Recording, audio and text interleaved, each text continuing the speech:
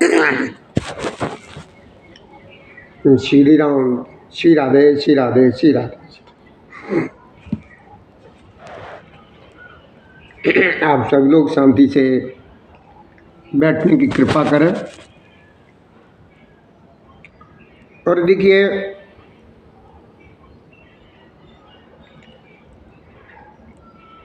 रावण ने हमारे प्रभु श्री राम जी से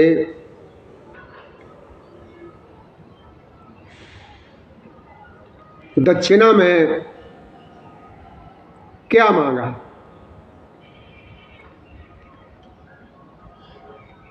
हमारे प्रभु श्री राम जी से दशानन रावण ने दक्षिणा में क्या मांगा? देखो, एक रावण जैसा पुरुष भगवान राम से अगर दक्षिणा मांगता है तो ये भाव विभोर कर देता है।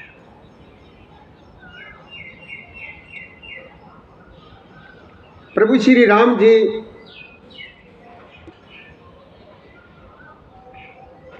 लंका में प्रवेश करने के लिए, लंका में जाने के लिए जो पुल बनवाना चाहते हैं, सेतु बंध, और लंका पर विजय प्राप्त करने के लिए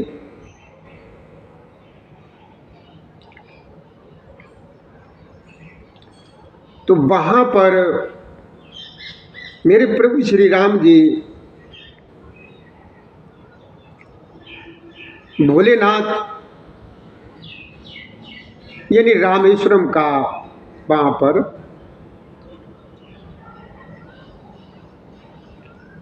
लिंग स्थापना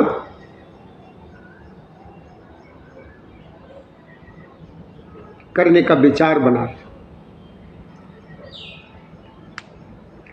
प्रभु श्री राम जी ने जब वहां पर रामेश्वरम लिंग स्थापित करने का जब विचार बनाया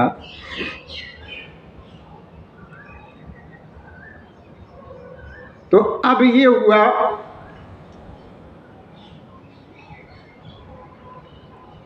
जो स्थापना करेंगे रामेश्वरम की, उसके लिए आचार्य कौन होगा? उसके लिए आचार्य कौन होगा?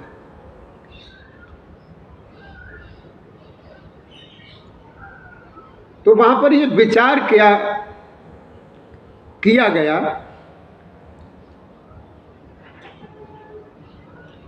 कि दशानन यानी रावण से ज्यादा विद्वान ब्राह्मण कोई भी नहीं। रावण से ज्यादा विद्वान कोई नहीं है, लेकिन वो इस बात को मंजूर करे तब, क्योंकि जिस लंका पर हमारे प्रभु श्री राम जी विजय करने के लिए रामेश्वरम लिंग की जो स्थापना कर रहे हैं, और वो लंका का ही स्वामी है रावण, तो क्या ये संभव है?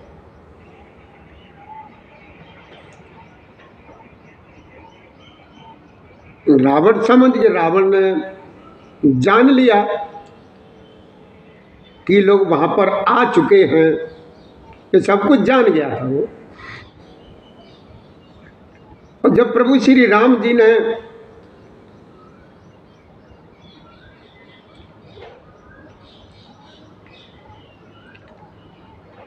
त्रिशरा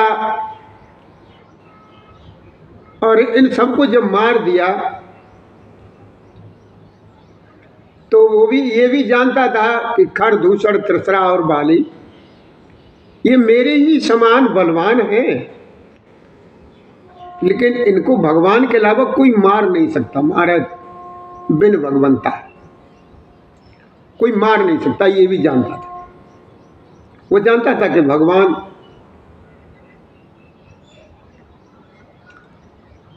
तो ये भी जानता था कि हमारी मृत्यु जो है ना प्रभु श्री राम के ही हाथों से है। ये जानता था कि मेरी मृत्यु जो है ना प्रभु श्री राम के ही हाथों है। तो देखिए, लंका में पहले हनुमान जी गए और हनुमान जी के बाद में अंगद जी गए। अंगद जी गए तो वहां की जनता तो पहले ही डरी हुई थी, पहले से ही डरी हुई थी। अब जब प्रभु श्री राम जी ने जामवंत जी को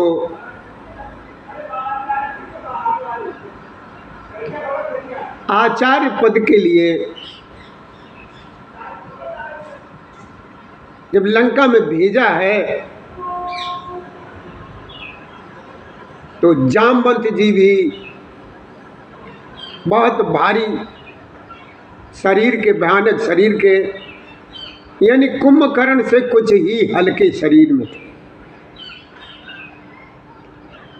जब ये वहां पर पहुंचे हैं तो वहां के लोग तो वैसे ही डरे हुए थे। अब जब जामवंत जी पहुंचे तो और ही ज्यादा वो लोग डरने लगे। बड़े ध्यान से सुनो, श्रवण करो। तो वो जा रहे हैं, जामवंत जी को किसी से पूछने की रास्ते की जरूरत नहीं पड़ती है। वहां के जो पहरेकार जो लोग होते हैं, पैरूकार, वो हाथों से ऐसे इशारा कर देते हैं कि यही रास्ता है राज दरबार के। तो जामवंत जी को कुछ पूछने की किसी से कोई जरूरत नहीं पड़ी और जामवंत जी वहां पहुंच गए। जब वहां जामवंत जी वहां पर पहुंच गए हैं रावण के यहाँ, तो रावण के कर्मचारियों ने, यानी वहां के उन रावण के सेवकों ने, मंत्रियों ने जाकर के दशानन को सूचना दी कि इसी तरीके से वहां से जामवंत जी आए हैं आपके पास। तो रावण, देखिए रावण भी बहुत समझदार था। तो रावण वहां से स्वयं उठा, खुद उठा और बाहर आया। जामवंत जी को बड़े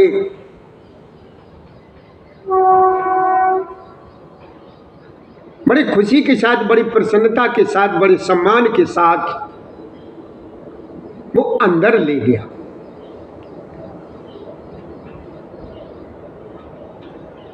और उसने जो है ना जामवंत जी को अपने बराबर आसन दिया, अपने बराबर दशानन ने जामवंत जी को आसन दिया और कहा कि बैठो कि आप जो है ना हमारे पुराने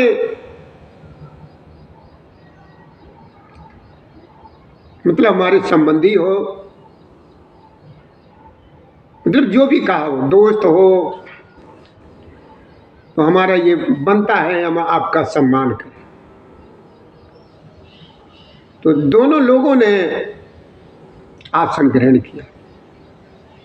पहले आसन जामवंत जी को उसने ग्रहण करने के लिए कहा और फिर उसके बाद स्वयं ग्रहण, फिर दोनों। अब जब बातचीत जब आगे चली तो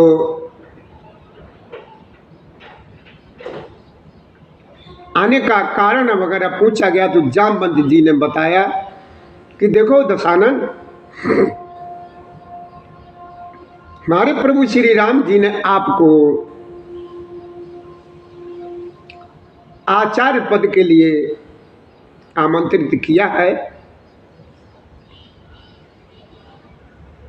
तो दशानन समझ गया। दशानन ने कहा कि जो रामेश्वरम का आप लिंग का स्थापन कर रहे हैं, हमें आचार्य पद के लिए जो आमंत्रित किया गया है, तो क्या हमारी लंका पर ही विजय प्राप्त करने के लिए तो किया जाए।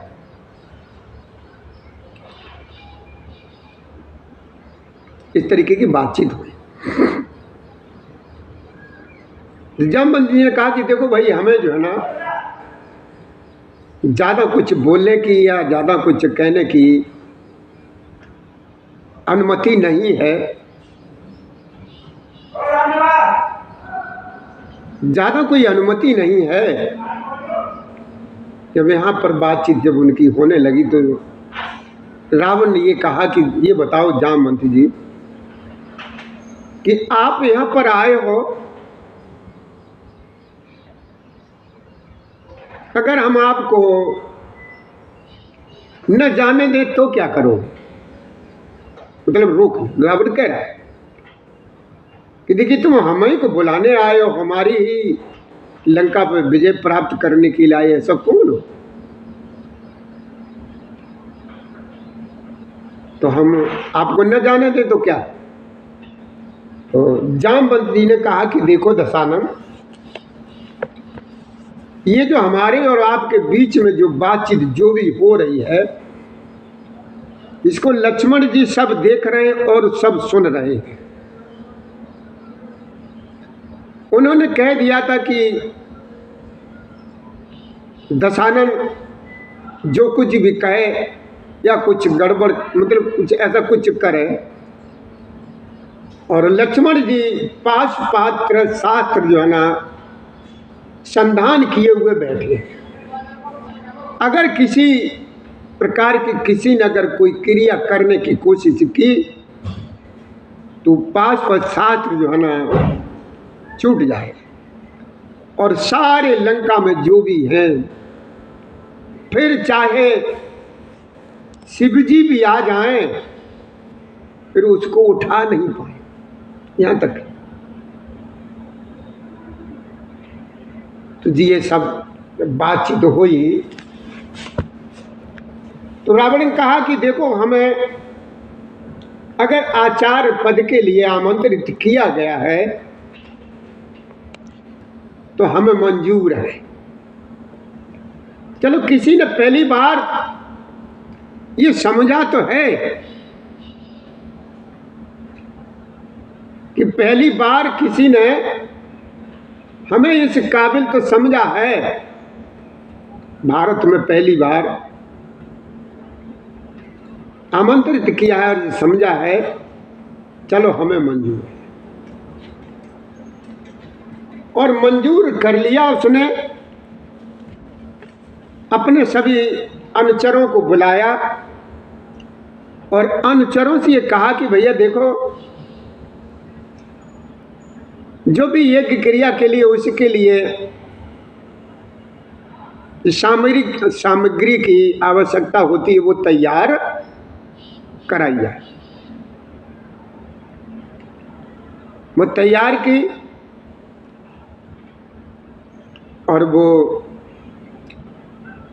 दशानन अशोक वाटिका में गया। अशोक वाटिका में गया और जानकी जी से कहा कि सीता, कि अभी जो वो विमान आ रहा है उस विमान में बैठ जाना। उसने सारी बात बता दी। सारी बात बता दी है कि तुम्हारे श्री राम जी ने, वो जानता था कि मेरी मृत्यु जो है ना इन्हीं के हाथ से होगी और कोई हमें मार ही नहीं सकता, कि ब्रह्मा जी से उसको जो है ना वर प्राप्त हुआ था कि बगैर भगवान के कोई नहीं मार सकता उसको। और उसने ये कहा कि देखो सीता, तुम विमान में बैठ जाओ और मेरे साथ चलो कि वहां पर चल कर के भी आप रहोगी मेरे ही आधीन, मतलब मेरे ही कब्जे में रहोगी। तो जानकी जी ने हाथ जोड़े और उसको ऐसे मस्तक नवाया, प्रणाम किया। जानकी जी ने प्रणाम किया और वो आकाश मार्ग के रास्ते से जो ना विमान से वहां पर वो आ गया। जब आ गया तो विमान उसने वहीं दूरी पे खड़ा कर दिया, जानकी जी को यानी सीता जी को विमान में छोड़ दिया और खुद ही वहां से चल कर के आया। इधर राम जी उसके स्वागत के लिए पहले से ही एकदम सब लोगों के साथ तैयार। रावण जैसे ही आया बड़े स्वागत के साथ, सत्कार के साथ, आदर के साथ उसका सम्मान किया और वहां पर कार्यक्रम चालू किया। अब ये हुआ, रावण ने कहा कि ये जो कार्यक्रम जो है इसका ये की क्रिया जो चलेगी इसमें जो है ना पत्नी की जरूर, मतलब आप दोनों ही लोग इसमें विराजमान हो, दोनों लोगों मतलब पति पत्नी ही इसको कर। रावण ने कहा प्रभु श्री राम जी से, तो राम जी कुछ बोले नहीं, अपने नीचे ही सिर को। यहां तक हुआ रावण ने यह भी कहा कि देखो तुम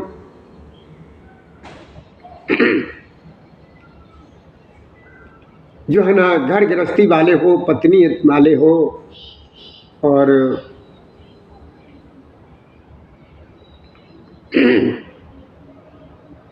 यहाँ पर तुम वनवासी हो, पत्नी को होना बहुत जरूरी है। अगर तुम्हारी शादी न हुई होती, पत्नी न होती, या तुम उसमें हो पहुंच गए होते वृद्धावस्था की तरफ उधर, तो हो सकता था, लेकिन इस समय जो है ना पत्नी होना बहुत जरूरी। तो प्रभु श्री जी ने कहा कि आप जैसा ने कहा श्री राम से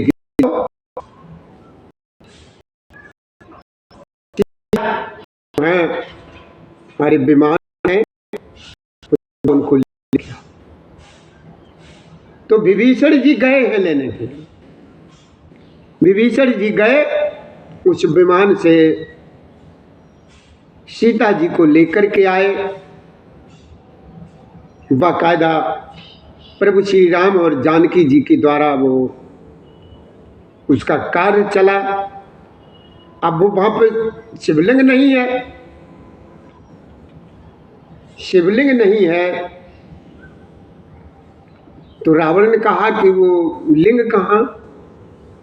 लिंग के लिए कहा गया तो प्रभु श्री जी ने कहा उसको हनुमान जी लेने गए, अभी तक नहीं आए। तो रावण ने कहा कि देखो भैया ये मुहूर्त है ना इसी समय का है, मुहूर्त निकला जा रहा है, उसके बाद ये सब बेकार हो जाएगा। जब जानकी जी वहां पर अशोक वन में थी, जब उसमें रावण ने जब कहा था, तो जानकी जी ने उसको जब सिर नवाया था और नतमस्तक हुई थी, प्रणाम किया था, तो उसने दशानन ने भरपूर जानकी जी को आशीर्वाद दिया था, भरपूर आशीर्वाद दिया था जानकी जी।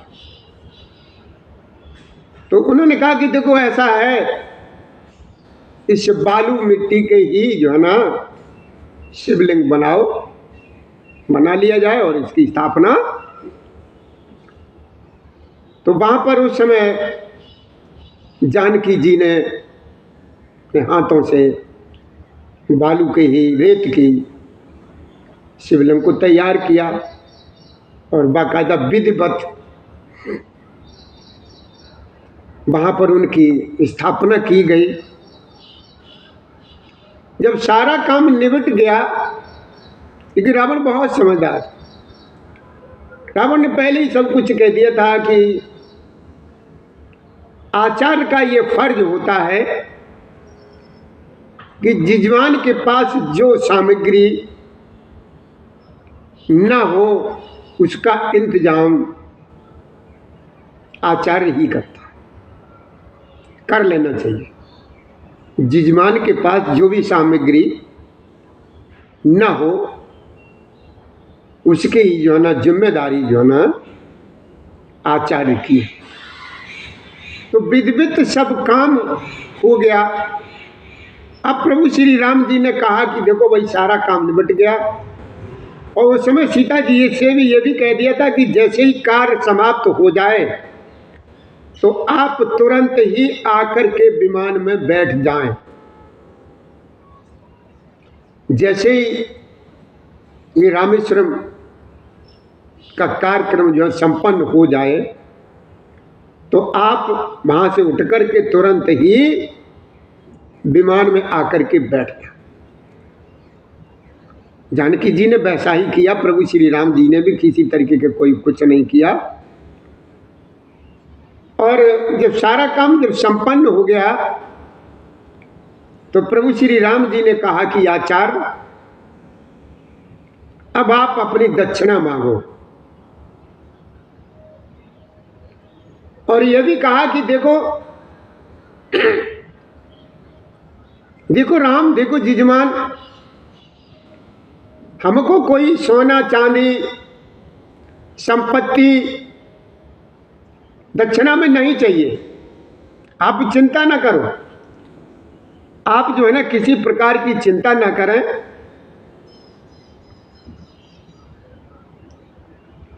सोना चांदी राजधानी कोई भी चीज संपत्ति हमको दक्षिणा में नहीं चाहिए। तो राम जी ने कहा तो फिर क्या चाहिए दक्षिणा में, आपको मांगो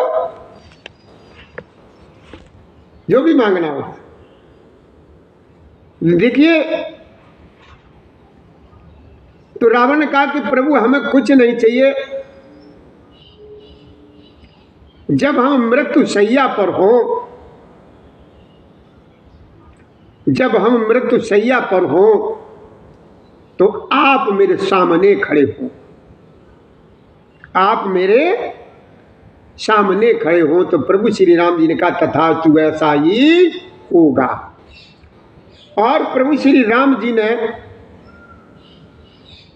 रावण के अंतिम समय ऐसा ही किया। तो देखो भैया ये क्या झलकता है इससे,